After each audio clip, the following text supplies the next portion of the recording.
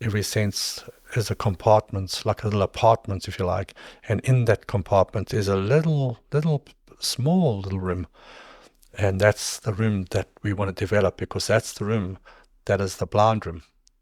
And if it's hearing, sight, touch, smell, emotions, whatever they are, there's so many different senses.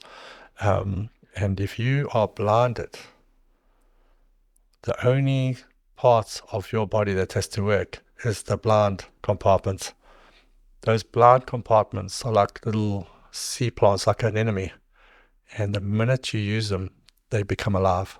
Okay. They're just reserving energy. Yeah. They don't need to be used because we got everything.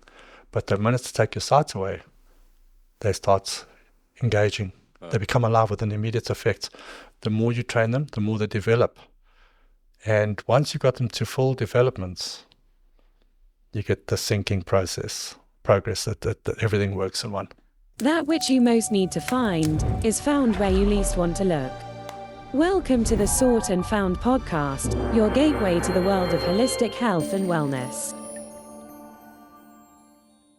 Can you imagine spending 3 years of your life in utter silence? And how does blindfold training build mental and physical resilience? This is the Sought and Found podcast, and I'm your host, Gareth Catesy. Together, we'll delve into the untapped mysteries of holistic health. We explore the mind, body, and spirit and how they are all interconnected. We bring on guests such as thought leaders and practitioners in the holistic health space to empower you to take agency over your own life and health. This week, I speak to Aaron Green. He's the founder of Upstart Functional. He spent years in war. He was a bodyguard for Angelina Jolie. And after barely escaping with his life from Al-Qaeda, who tried to capture him, he then went to Tibet to spend 3 years in silence, training with the monks. He's brought back this wisdom and brings it into his gym. They do blindfold training, Tibetan tapping therapy, and many mental resilience exercises. I think it's been a profound conversation, and Aaron's got so much depth and knowledge. I actually made a film about him. I'll link the film I did in the description below. Please remember to subscribe, follow, and rate this channel so we can grow our audience, grow the people we bring on board, and ultimately grow you on how to empower your own health and life. I hope you enjoyed this podcast as much as I did. It was absolutely fascinating. Thank you. So, can you introduce yourself to the audience and just describe the general work that you do? Sure. Firstly, thank you for having me, Gareth. Yeah, thanks for having me. My name is Aaron Green. I am a resident in Ballito, been here since 2017. Obviously, my background is working in foreign countries, in war zones as a mercenary.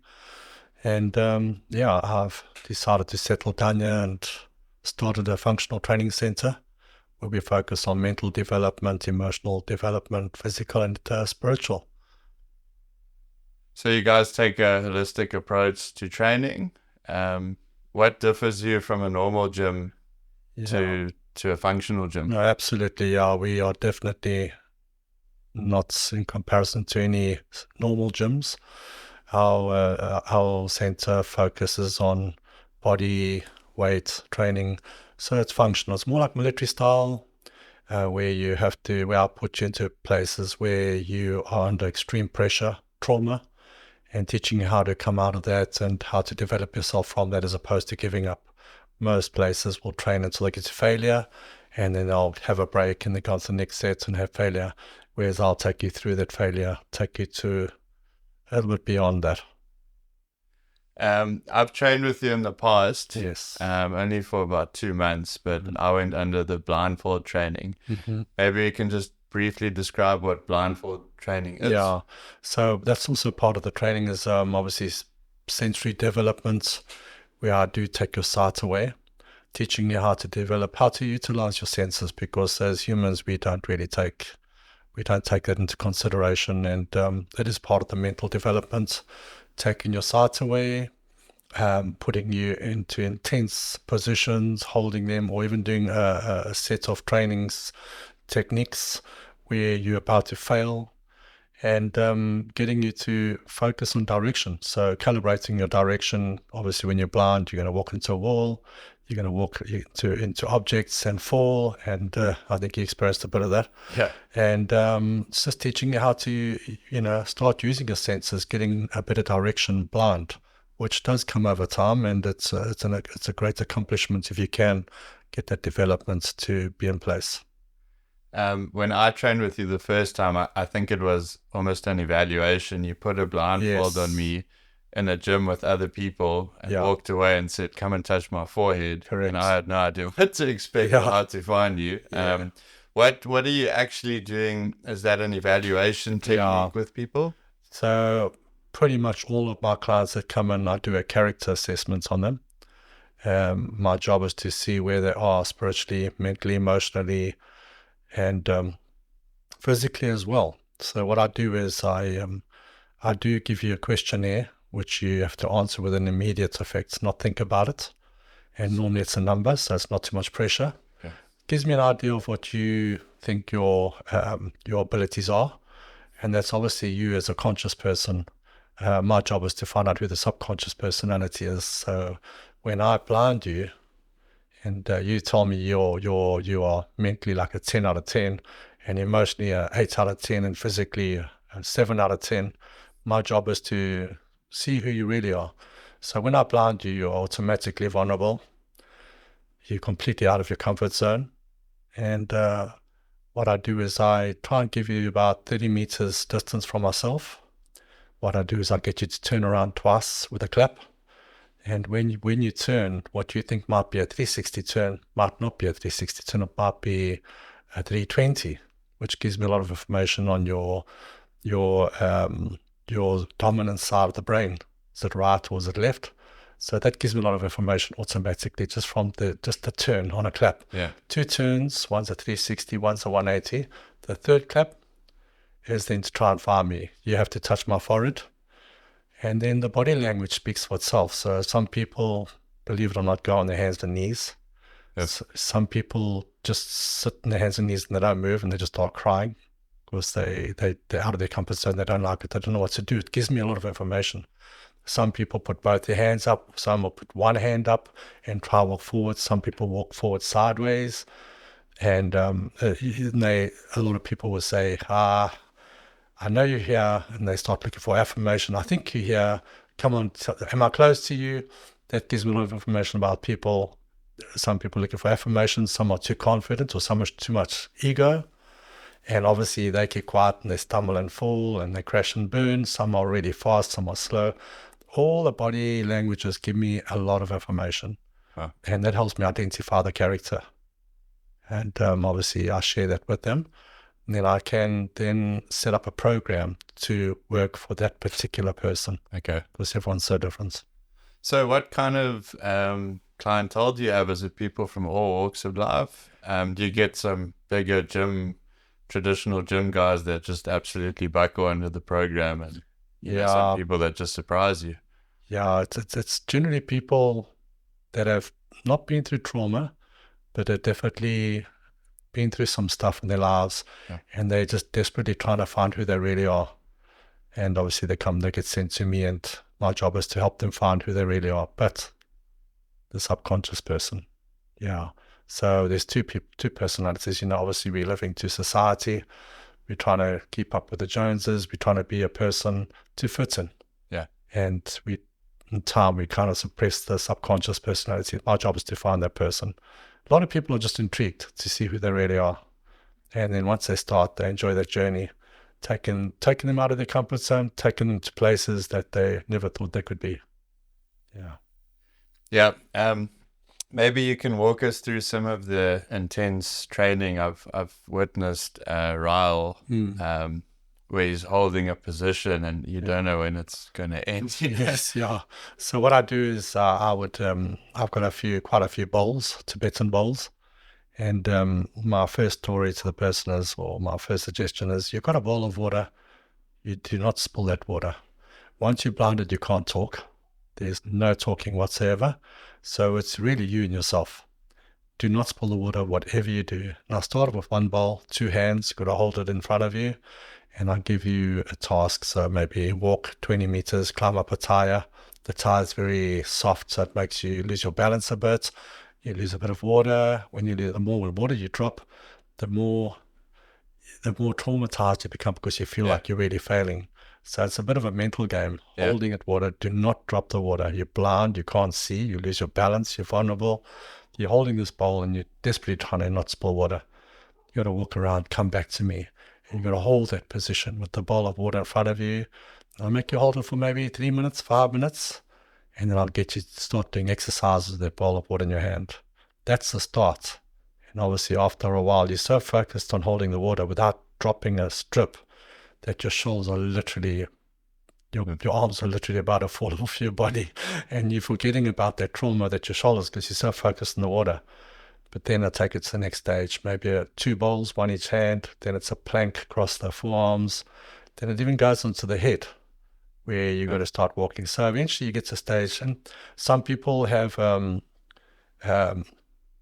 directional. So some people are dominant right, and the dominant side will push them into the left. So they'll walk into walls, and then I've got to try and teach them how to recalibrate so that they can be more centralized.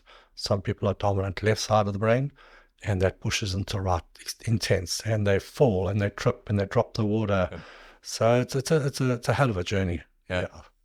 And what is the duration for this sort of journey? Like, online today, you'll see a lot of 21-day calisthenics challenge or this, or, like a kind of get quick fix thing that's sold to you with fitness and stuff. Are you in for the long haul with people? I think change takes time. How long does your program take? No, there is no time.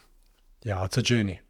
It's a journey. And the people that are consistent and committed, they're the ones that accomplish huge amounts, and they only recognize it after the second year. These quick fixes, there's a lot of that about. We're not that person. We don't do these 4-week challenges, 12-week challenges. No, it's not our game. You come in there, you're gonna spend. It's a lifestyle, definitely a lifestyle, and it teaches you a lot about yourself.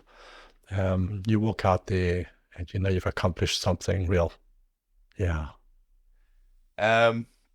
One thing I know that you do is a blindfolded hike in the Drakensberg.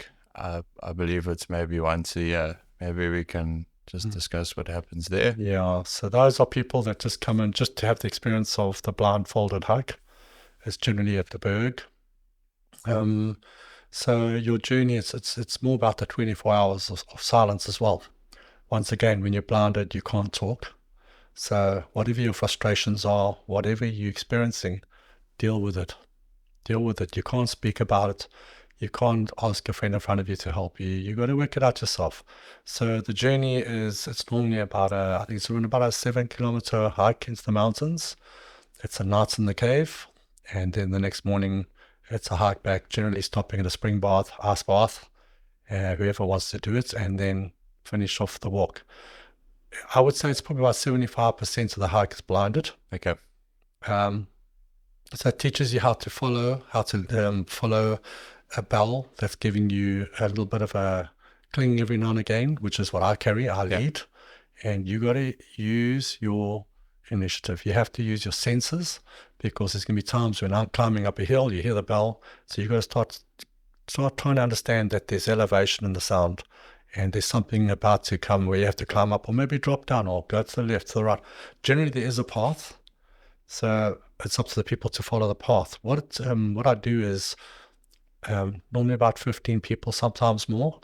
It gives me a lot of information on the people. So once again, it's characteristics. Yeah. Some people like to be led.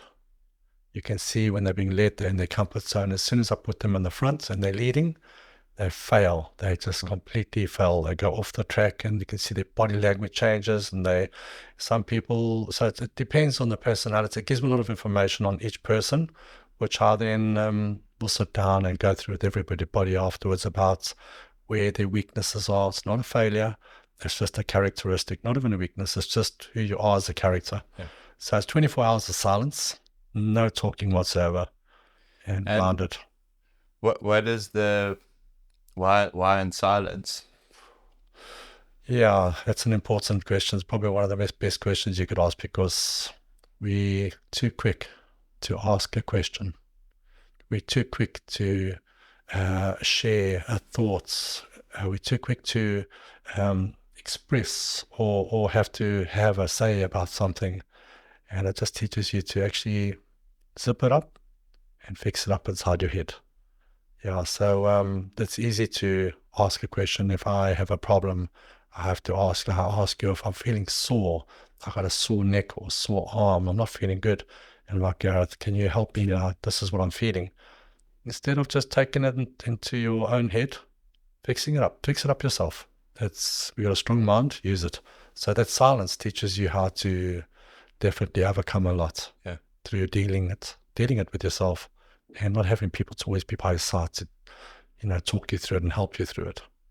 I know for me, because I came on the hike, I didn't do the blindfolded part, but I filmed it, and a lot of it was in silence for me. But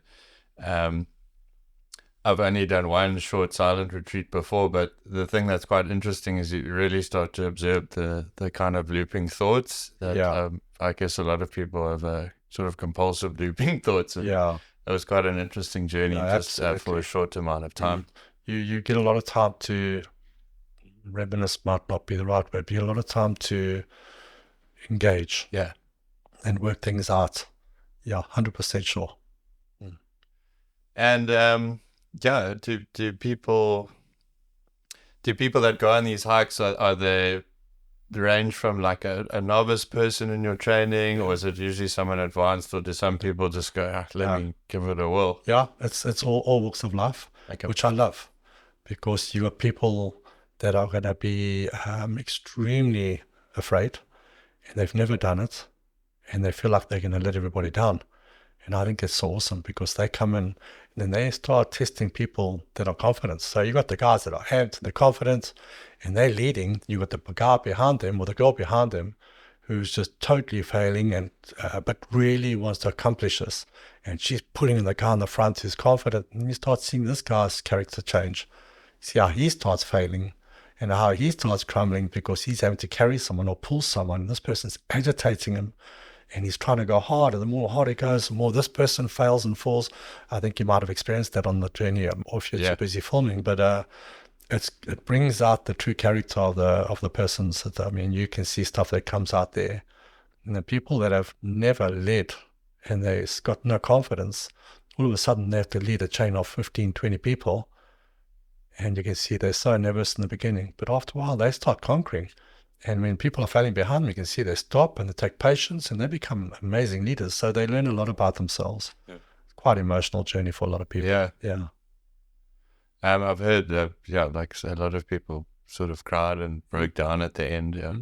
The one girl, like, she lost her temper with me because she was going off the path, and it was when we didn't have a rope, because everyone has to hold onto the rope to make sure they stay in line. Then you've got some person who's decided that their right side brain is so dominant that's just putting so much pressure. No matter what they do, they can't stay on the path. They keep going off. Then you see the people that are on the path trying to pull them back on, and the more they try, they pull them back on. The person that's off the path is adamant that they're on the right path. There's this blind fighting match, and no one can talk to each other and fix it up. They've got to work it out. And there's one girl, this was without a rope, and she was completely going off course. And I just said to her, I'm quite firm with my voice, because I've got to be that person. I put them under immense pressure. And I shouted, I said, get back on the path. You know where it is. And she was putting faces at me, and her body language was angry with me. She wanted to punch my lights out. It's good. It teaches you how to work, fix up your fears, fix up the direction. So, it's interesting. Yeah. Another one I found very fascinating is how quickly you lose your balance when you're blindfolded, and also that other thing where all these different muscles are engaging. Absolutely. I'm not sure if you want to expand on that. Yeah, I can do. Yeah, so you can imagine the type of training we're doing is all posture related, breathing related. We're more controlled and slow, as opposed to the conventional trainer who goes to the gym and he just pumps out a whole bunch of curls or bench press or leg press or whatever. So the type of training we're doing is we try and interact the muscles inside the muscles. We get them to work, which not many people understand unless you've done the techniques with me. So we do trauma training, which is survival technique, where you're blinded and you go tremendously slow. What happens is it engages the intercostal muscles. So you've got interacting muscles inside the muscles. Okay. And those muscles, most people use them, I'd say, but to only a certain extent. I try and get them to work 100%. So your conventional, like your big bicep and your big quads and your hamstrings, all the body parts that are the exterior, they don't know how to cope with this type of training. Yeah. And all of a sudden, the interacting muscles, the muscles inside the muscles have to really perform and come into play. And that's a different level of training. Yeah, intense. So where did you learn this style of training? You know what? A lot of stuff was taught in the monastery. Say not a lot. Yeah. Just to go back, I guess people watching this would know you've gone to a monastery. So maybe we can go back. Sure. What were you doing prior to this as for work before you had a functional job? Yeah, so obviously I spent a lot of time as a mercenary. Yeah. Working in war zones and bodyguarding and doing, tasks for certain companies. Yeah. Operations, covert operations. And, I worked with several types of people. And when I say several types, Navy SEALs, Legionnaires, SAS guys and Marines, British Marines, British paras. So those are the particular type of people I worked with. And it's interesting, you say, where did I learn the training from? Every guy has something different to bring to the table. Yeah. And they've all trained different, unique types of training. The Marines, a lot of water-based stuff. The paras are more airborne. Then you got the SEALs that come in and they're just a different level of humans, and they've done this trauma training. The SAS have done the trauma training. Okay. The Legionnaires, French Foreign Legion, they've done this trauma training. So when you start training as a team, as a unit, and we're all in Iraq or in Afghanistan or wherever, the guys come out with all these party tricks, and obviously you soak them in and you train them and you understand them more. And it's definitely taught me a lot about myself and obviously helped me teach people. So yes, from obviously working as a mercenary, I did take time out, a sabbatical as such. Yeah. Which I thought was going to be a sabbatical, but turned out to be a lot harder than any training I've done in my whole life. Yeah. Yeah, and then I studied in the monastery, and I spent 3 years training. And so if I'm not mistaken, silence. was it 3 years in silence? Yeah, yes. There is a level of communication, obviously, over a weekend when the masters do come talk to you and see how you're doing, but it's generally, it's training, it's silence. You do not ask questions. You do not say, I can't. You do not say why or when and how. You follow instructions, you get on with it. If you don't belong there. Get out. Yeah. So that was obviously a very big learning curve for me. A lot of the training I do in the center is Shaolin training, monastery training, where the monks do intense type of training. So we do a lot of it in the center. It's taking people to a different level as well, testing them. So what year did you arrive in Nepal? 2007. Okay. 2007. And to get in, to actually be accepted to train under the monks, what was that process like? It was a difficult process, should I say, sorry. It's not, you don't just arrive and just walk in and say, I want to do this and that. It's not like that. Fortunately, I did have a couple of good friends, but I had one very close friend of mine who was a master in Kung Fu, and he managed to get me in after a lot of negotiating, a lot of time spent, a lot of please. I just want to do a 9 month at the time. It was going to be a 9 month to a year. And I don't know where the time went because we don't have watches in the monastery and no radios and stuff, but it was just on 3 years. And are you allowed books or anything like that, or is it nothing? Nothing. Not even a journal. The guys do read, but it's it's more in it's taboo. It's not my kind of language. I don't speak it well. I don't read it well either. So but definitely for me it was, I'd say, probably the hardest time of my life as far as training was concerned. But I accomplished so much that I could ever have dreamt of in such a short time of my whole life. Yeah. And yeah, just what is the general day like in the monastery? Oh, were you the only foreigner? There was a few other guys. Okay. There's a couple of guys, yeah. And how many people in general?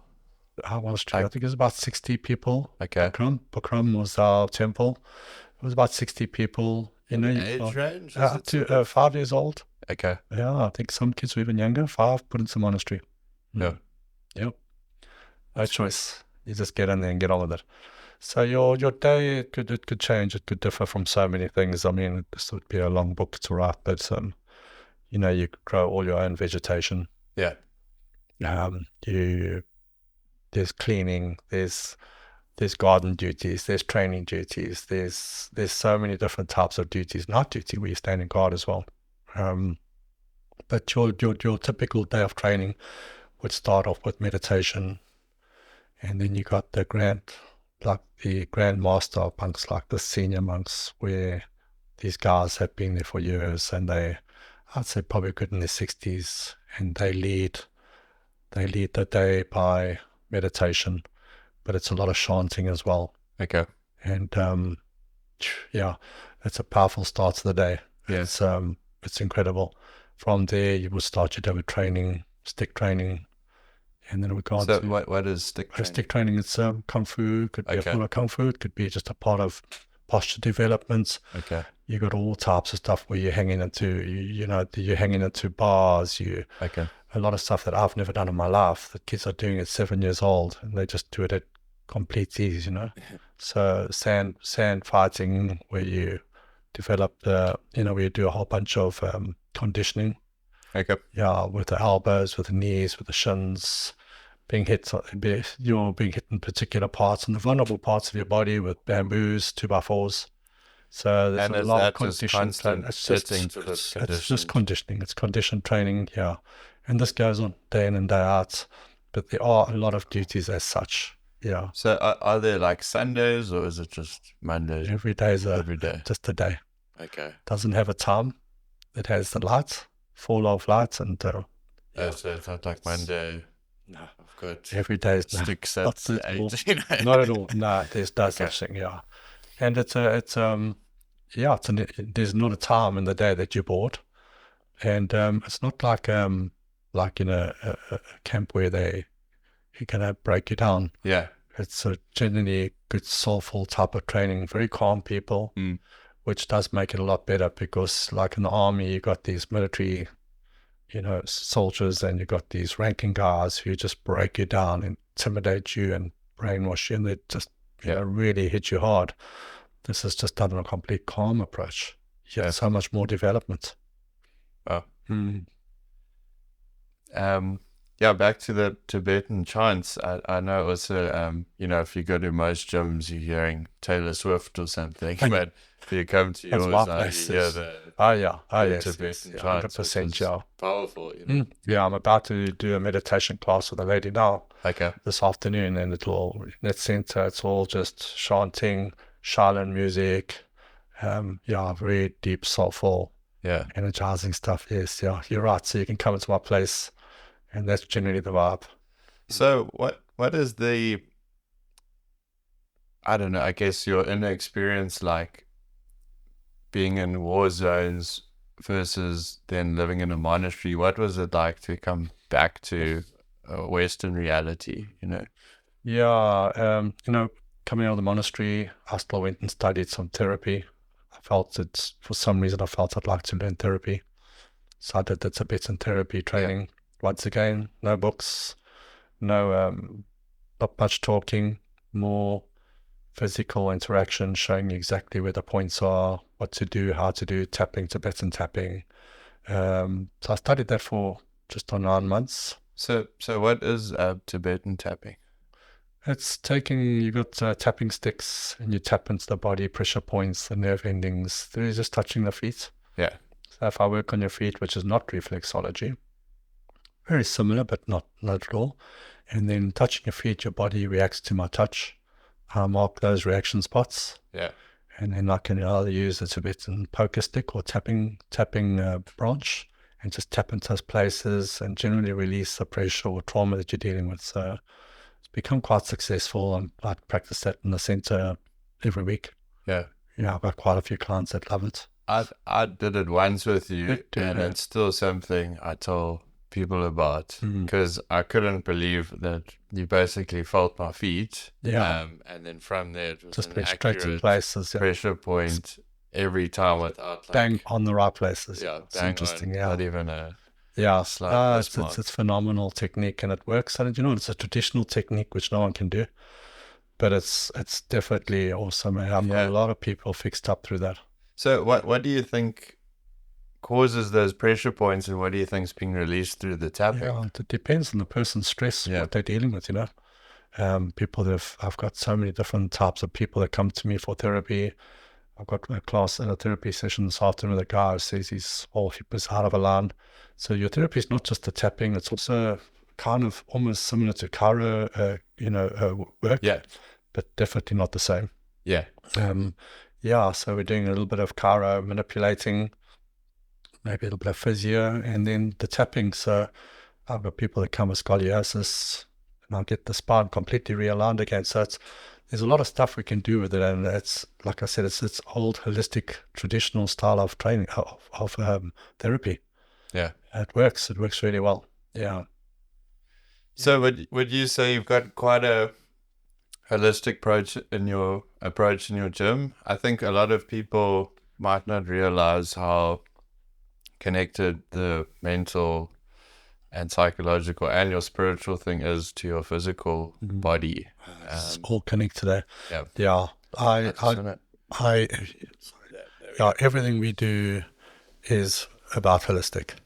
I've got a kid that came in there, he couldn't walk on his heels, only walk on his toes. And he's been to therapists and bios and all sorts of people, physios, for 3 years. Yeah. And they've given up. They said, look, he's going to have to go and have his Achilles surgery so they can extend the Achilles. And someone said, just go see Aaron. Just go and see him, just see what he says. Yeah. That the day he arrived, I said, I can get him to walk on his feet. They said, are you joking? I said, no, I can do it. I said, in fact, come look here. And I took him through to the alley where the bowls are. Yeah.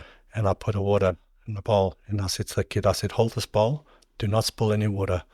I want you to walk to that gate and back for me. And I had both parents standing there. He walked on his heels for the first time in his whole life. Wow. Why? Because he had to hold that bowl. He had to balance. So it's just a bad habit. Now the kid's walking perfect. No surgery. So, there's ways to do things. Yeah. And then, as you were saying, my journey from therapy led me back to work. And I went to Afghanistan, and I spent a whole bunch of time there until 2017. Yeah. And then called it a day. And everything I've learned on that journey of mercenary, monastery, whatever you want to call it, I've brought everything into my center, which has turned out to be fairly successful. It's going nicely. That's good. Touch wood, yeah. Does it kind of feel like, I don't know, all these things lined up, like these lessons you've learned from other people and stuff have all been like a part of some plan to help you work with other people? Yes, absolutely, 100%. When I arrived here, the amount of people are like, oh, he's not going to last. Jesus, this guy's done over 40 years as a mercenary, PTSD, he's going to go violent, he's going to drink, he's going to do this.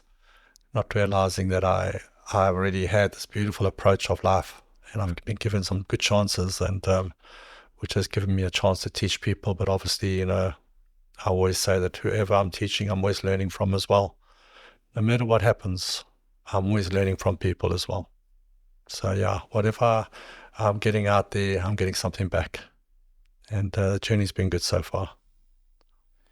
And I guess what's been some of your most interesting client turnarounds? Like where have they developed like the most mental strength from this sort of intense training? What, you talk about myself? No, just maybe with some people you've worked with. I don't quite get you there. Just like if there's an example of a client who's kind of, come broken. Yeah, broken in a sense, or just I don't want to say weak, but you know, and have gone through this journey and come out mentally really resilient. I think we both know that's going to be Dr. Al Hamlin. He's definitely been he's just been one of those guys who came in very vulnerable, lacking confidence, just didn't feel like he was anything of the man that he'd like to be. And he was sent to me. Obviously, he's had about 8 back operations, 1 neck, so 9 in total. Yeah. Big plates in the back. And, you know, he started with me.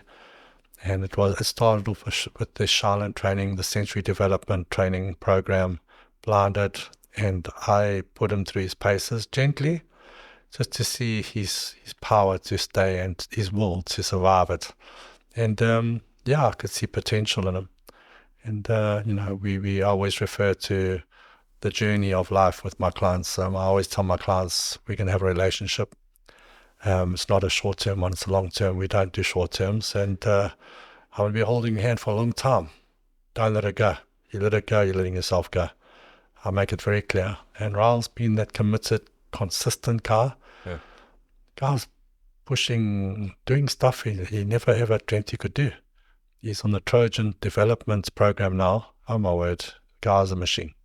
So for someone that's not supposed to be anywhere near walking and being able, he's proven that he can do better than most 40-year-old guys that are perfectly okay. Wow. So a lot's to be done in the header. Yeah. And how long has he been training with you? I'd say he's going to his 4th year now.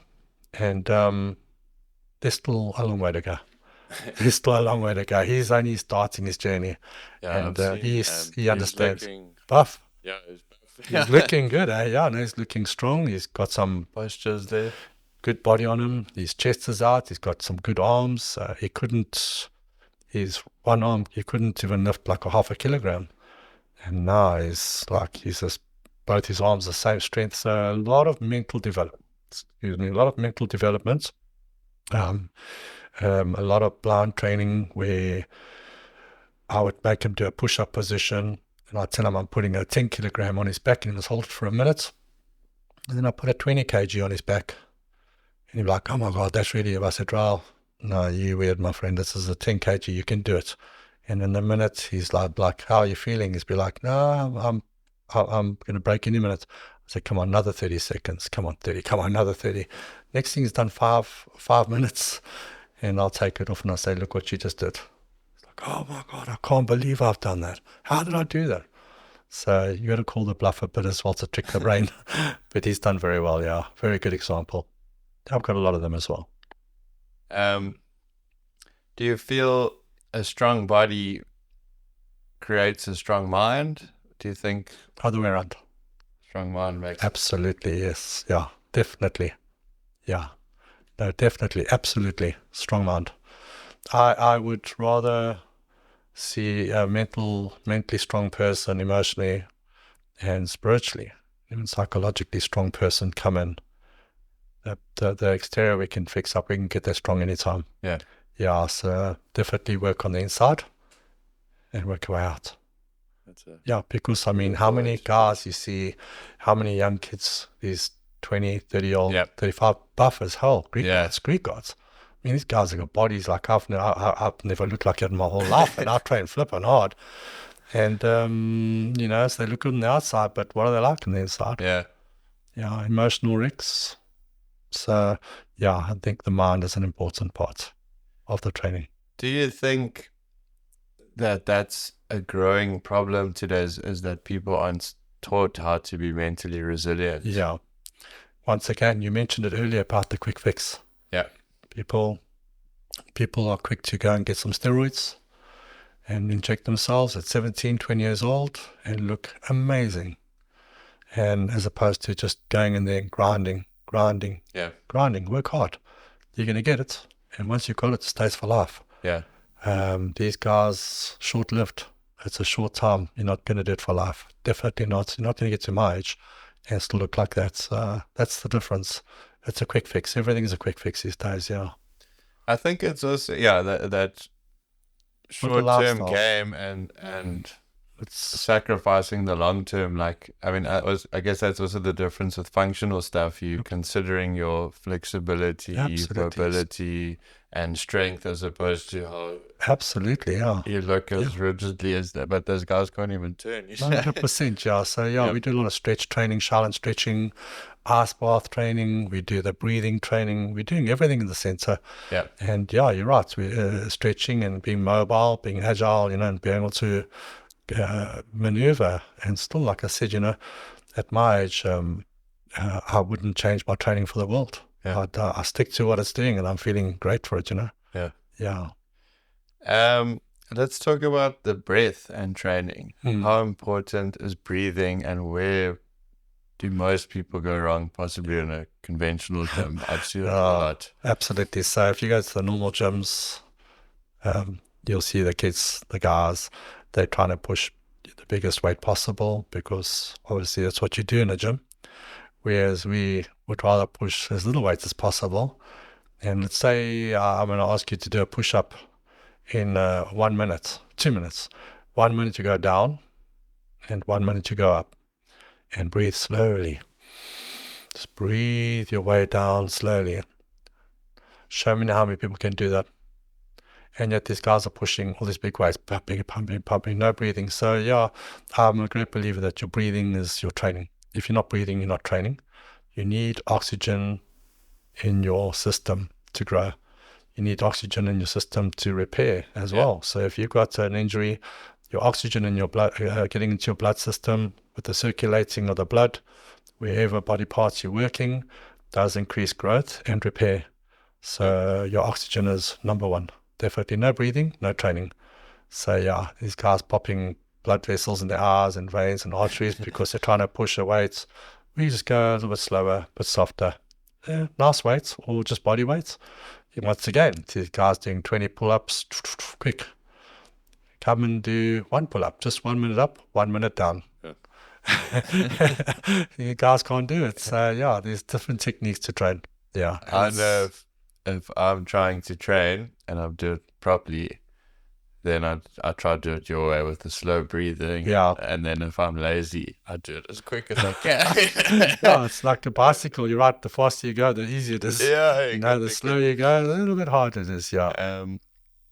I also think the breath is maybe a gateway to inner silence. Mm-hmm. So, I mean, we've spoken about being in physical silence for an extended period of time and the journey on, the hike and stuff. What is mental silence? I guess that's kind of what you're partly achieving in meditation. Yeah. Your meditation is definitely the mental silence where you literally have to lose yourself.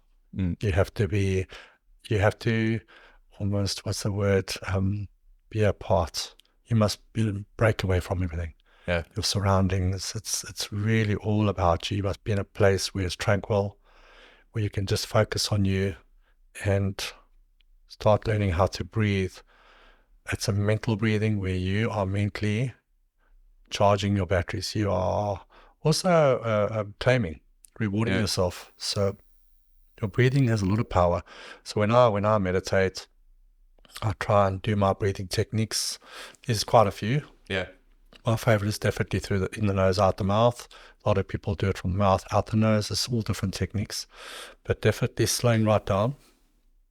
And then when I breathe, I mentally, I challenge myself, but I also claim, I reward myself. Okay. Yeah, I reward myself for whatever my needs might be. So meditation's like it's a form of manifestation as well. Yeah. Where you're claiming something that you really feel you need or you believe in. It's like a prayer. Yeah. Praying for something you really feel like you would like. So I would like to be powerful. I would like to live another 20 years. I would like to be as strong as I am in 10, 15 years. And manifestation, but meditation, do it through meditation. And also, like if you're training, have a vision. It's the same thing with meditation. Meditate the vision that you see yourself being, but it might not be even about your physical appearance. It might be about your work. Yeah. And there's so many different avenues, but your breathing, your mental state of mind, the belief. So your breathing plays a part for everything. definitely. Even people say, well, I do breathe. Yeah, you do. But there's breathing and there's breathing. Yeah. It's just, bringing awareness to your breath. Yeah, that's it, yeah. I guess a lot of people, it's completely Yeah. passive, maybe even their whole life. Yeah. Even with our ice baths now. Mm. And now, so you had it was -1 degrees. We had about 40% water, 60% ice. Yeah. It's Baltic. Getting in there, and we are now at the stage of our first minutes. We in the bath, and then we go under the water for as long as we can.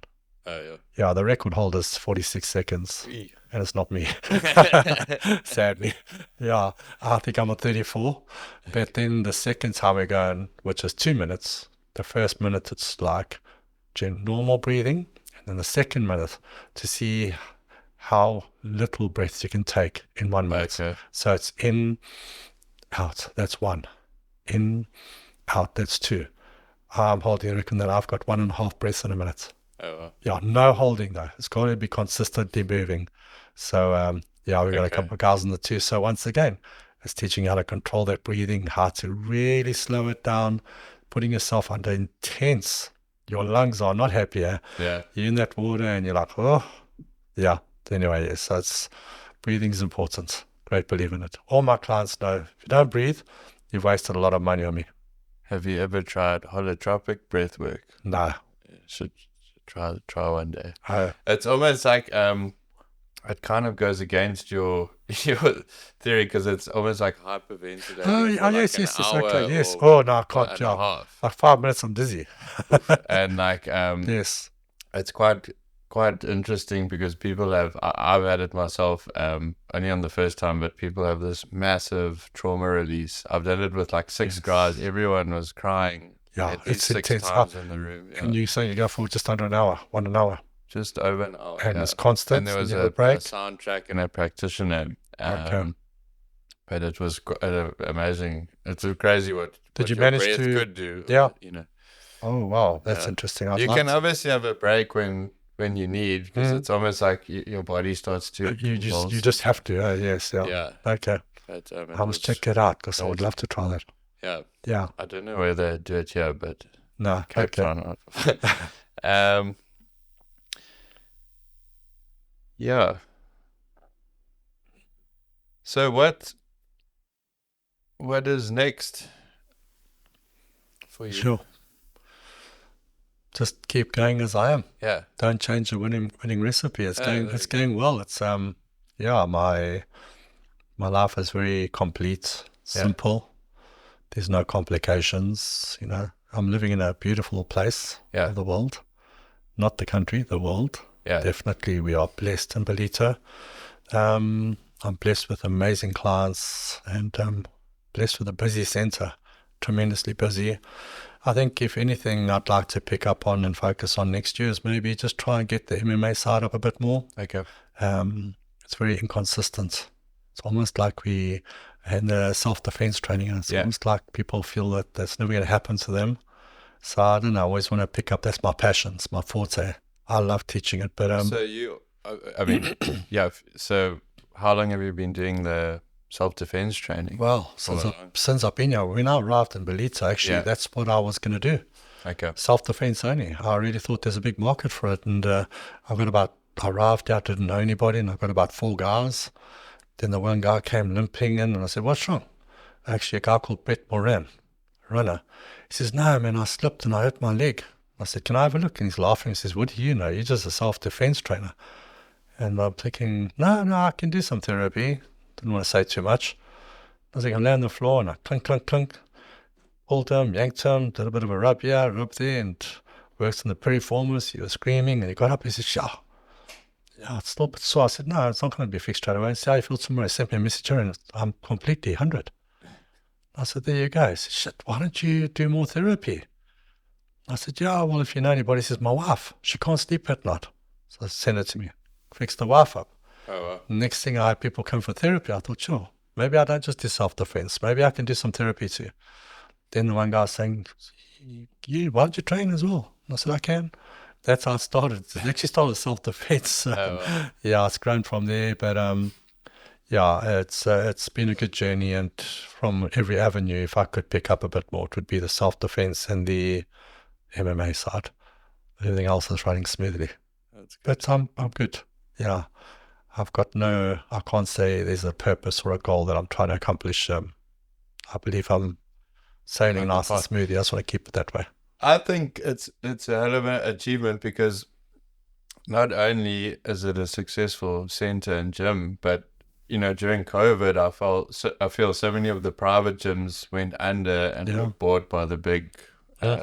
gym corporations, yeah. and the kind of small private gyms that I sort of grew up here are like completely gone. Yeah. So, Well, and that was one of my lucky parts, because being functional trainer, yeah, you don't need any gym equipment, yeah, and all the gyms battled. In fact, there were a lot of people calling me asking me if I could just give some tips on how to do functional training. I was one of our top trainers in the country, Yeah. from Joburg, from Cape Town, saying, "Geez, can you give me some tips here? I'm a personal trainer. I only know how to use weights." Guys, so functional training, yeah, I was in my elements, carrying on like normal, like nothing had happened online. And yeah, it went really well through COVID. We did very well. Yeah. Let's go back a little. What do you think were some of the biggest lessons that you sort of went through in Nepal? Yeah. It was tough because I had a lot of questions about a lot of things. What kind of question? Just questions about my life and the journey that I've been through and what I'd experienced. And I was a very angry man, very aggressive and very short fuse, zero tolerance type guy. And I think it was built up over a matter of time, from childhood to military. Obviously very young, going to army and going to battle at 17 years old, into war with the regiment, and just my whole journey up to Nepal, at the monastery. And it's just it was, yeah, I walked in there, I knew that I needed something, had to break, something had to give, and I wasn't sure what it was, because when you're living in it, you don't see it. Yeah. But when I look back now, I can see it very clearly. I can see who I was, and I would never choose to be that person again. I love who I am now. So yeah, I learned a lot about myself. I learned a lot about not having to rely on people, not having to run to the closest friend or the closest bottle store. Yeah. Because my friend was Jack. Okay. He was a very good friend of mine. We used to get on very well. But he used to let me down a lot as well. Yeah. So, one night to be my mate, the next morning I wake up and, yeah, he led me wrong. He wasn't good to me. So I learned a lot about myself through the journey of not being able to communicate, not having to run to the closest friend or the closest doctor or the closest psychologist or to the wife at the time, the ex. There's a lot of places that I would run to, and I always got given the wrong information. And I learned something very harsh, was that if I want the correct information, if I want to have the correct direction in life, speak to yourself, work it out. It's just too easy to go running to everybody. And like I said, it's not always the right information you need. And so I learned a lot about that. It taught me how to depend on myself, rely on myself, talk to myself. I've got the answers. I've got the right answers. I'll never let myself down. And do you feel like to trust your own intuition and stuff? Like, there is sort of a difference, I feel, between like trusting the mental part of yourself and then going a bit deeper, like into your being. I don't know how to explain it. Yeah. But, like, there's like a more certain part of you. I hear what you're saying. Exactly. Yeah, I think that comes with experience. That comes in time. If you've been in like intense trauma, intense situations, you pick up the sixth senses, the gut instinct, the intuition serves you very well. I know exactly when I feel something, I trust myself 100%. I don't have a doubt or thinking, hang on, that's my mind now. What's my heart saying? They are in sync now. Yeah, definitely. And that comes with training. That comes with the century training and time and maturity. Obviously, when you get all your senses developed and you trust them. Yeah. So now you've got so many senses in your brain, and like I always say, every sense is a compartment, like a little apartment, if you like, and in that compartment is a small little room, and that's the room that we want to develop, because that's the room that is the blind room. And if it's hearing, sight, touch, smell, emotions, whatever they are, there's so many different senses. And if you are blinded, the only part of your body that has to work is the blind compartment, because now your sight's gone. Does it make sense? Yeah. So the only part of your body that's working now that you're blinded is that little compartment that's we call the blind compartment. It's never been used because we don't need to use it. You don't need to use it because we got sight, we got hearing, we got touch. I can do everything with sight. Yeah. But as soon as I take your sight away, these little compartments, the blind compartments, have to come into play within immediate effect, because it's survival. We're humans. We need to survive. You don't want to fall. You don't want to break something or your leg or trip over. So as soon as you're blinded, those blind compartments are like little sea plants, like an enemy. And the minute you use them, they become alive. Okay. They're just reserving energy. Yeah. They don't need to be used because we got everything. But the minute to take your sight away, they start engaging. They become alive with an immediate effect. The more you train them, the more they develop. And once you got them to full development, you get the syncing progress that everything works in one. Wow. That makes sense to you? Do you think even things like your hearing and stuff become more acute? Absolutely. You can go anywhere in my center. Go hard. I'll blind me. You can put a whole thing on my head. I'll come touch you within seconds. I'll sense you. I'll pick you up like a bat. Really? Yeah. Oh yeah. Oh yes. You become very animalistic. You become a different human being. Very good at hide and seek as well.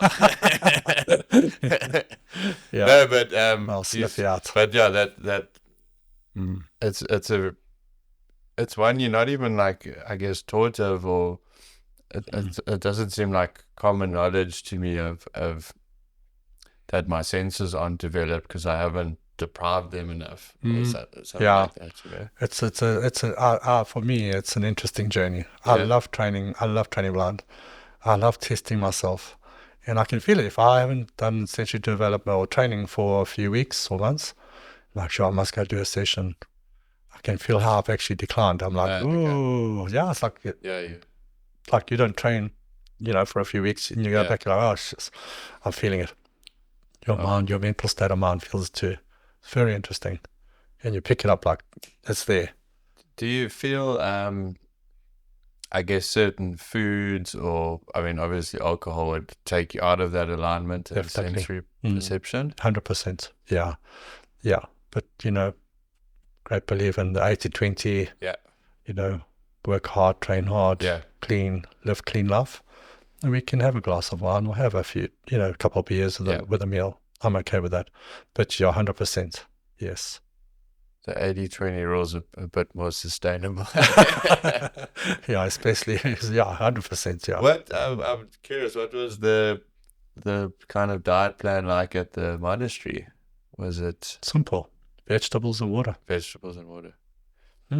I lost so much weight. I was lean. I was fit. I was light. I was healthy. I was calm. And I had beautiful control. I was a very calm and gentle person. Yeah. And it was beautiful. Even when I went to Afghanistan, I could just pick up. It was a different man. Yeah. Carrying a gun, and I was doing extreme stuff, and I was just like, just a different human being. I had no fear. I could pick up every move. I could even pick up, I think it was twice that I was driving, and I had a full-man team. And I said, the guys, stop right on the radio. I said, abort mission, back to base, central reservation, get over, let's get out of here. The guy's like, what's the problem? I said, we're just aborting, don't ask questions, get out of here. And I kid you not, within not even 1 minute down the road. Big IED explosion. No. Right where we were. And so that's, you got to understand, that's your intuition, that's your sixth senses, that's how developed they become. I was like, like a bat. I could pick up anything. Yeah. And I've always tried to maintain that, even though we're living in a society where it's not needed, or people don't feel they need it. Yeah. I encourage it. I encourage it all the time. If all my clients have to go through that process, if they love it so much, we do more. And if some of them don't like it, they don't like it at all. They don't like being blinded. They just don't like being in a vulnerable situation. And those are the ones that I try and push. Yeah, I think there's something from kind of voluntary doing things you don't like that much at times. Yeah, 100%. Yeah. But breathing, sensory development, just such a big must. Such a big must. Yeah. So if there are any young people watching struggling with their own sort of mental development, is there any advice you would give to them? Sure. Yeah. You know what? I think a lot of the kids these days are very fast, supersonic. Everything's go, go, go. They're beating time. I always tell people, slow down. Can't beat the clock. Try and work with time. You hear often people saying, time's flying. Where's it going? We all try to beat the clock. Yeah. We all have a deadline. Got a deadline. I've got to do this by 2. I've got to be there at 3. I've got to finish this. Okay, I'll work until 10 o'clock tonight, because we've lost focus on how important time is to us. Yeah. And we all trying to beat the minute. There's only 60 seconds. You can't beat the minute. There's 60 minutes in an hour. Yeah, that's correct. Yeah, you can't beat an hour. You cannot beat the hour. You cannot beat time. Yeah. Slow down. Every single client that comes in for a character assessment is supersonic. They balls to the wall, going balls flat out. Slow down. Just slow down. Breathe. Focus on your technique, vision. Manifest. Claim your manifestation. What you see, what you want to be. Develop it. Become that. That comes through. What are we racing towards sometimes? We've been racing towards our deathbed. Yeah. Slow down, man. Take it easy. Yeah, take it easy. Definitely slow down.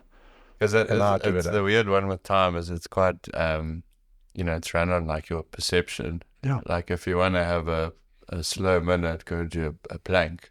Yeah, exactly. You want to slow down, do more planks. 100%. So I think if anybody you could learn from the art of take time out, slow down. Train, slow everything's down. Stop rushing everything. We've all got agendas to make, and we've got to meet. We've got to do this. We've got some goals, but slow it right down. Yeah. Live for the minute. Don't let the minute live for you. Yeah. Well, thank you very much, Aaron. It's a pleasure. Absolute pleasure. Thank you. Yeah, thanks for coming and doing this. Pleasure, my bud. Cool. Thank you. Thanks.